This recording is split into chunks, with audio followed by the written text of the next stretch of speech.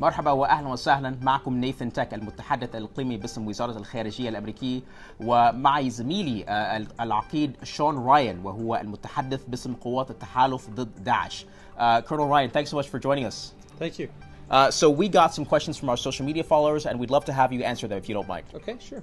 So our first question comes from Abu Mus'ab al-Hazarini, and he asks, how much is left of ISIS after defeating its defeat in most areas, and is al-Baghdadi dead or not?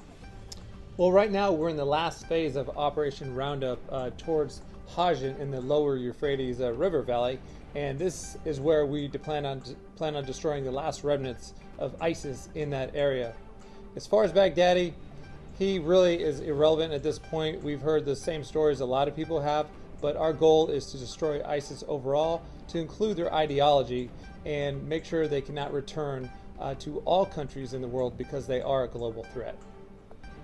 Our next question comes from a user named Muhammad al-Habashi, and he asks, do you have doubts that there is a coordination between ISIS and the Syrian regime?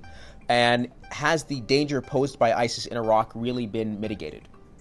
I definitely have doubts about that. I believe that the Syrian Democratic Forces are focused on defeating Daesh in their lands. Daesh has done horrible things to the Syrian Democratic people, and their focus is to destroy them.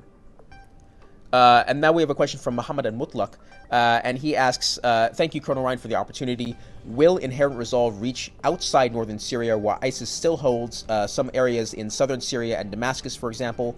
Is there a plan to destroy ISIS in those nests? And then the follow-up question is, what about demining operations? Can you provide us more details on demining and whether Raqqa is clear of mines right now? Well, great question, and thank you. But right now, again, our focus is on the lower Euphrates River Valley. That fight can still be long and hard, and we have to really concentrate on that first before even considering other areas. I will tell you, however, the areas that you mentioned, they are under the Syria regime, and right now we're not focused or even looking into those areas.